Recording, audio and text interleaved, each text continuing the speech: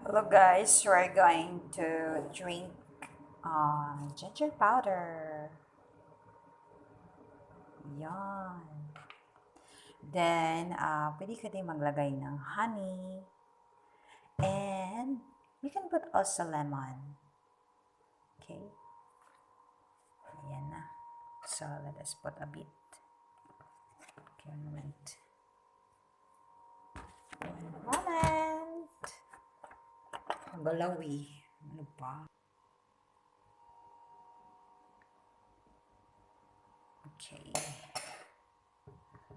Then we have to put honey.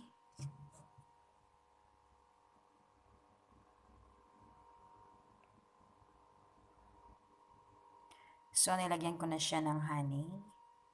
Then, lagyan natin ng lemon. Yan. Diba?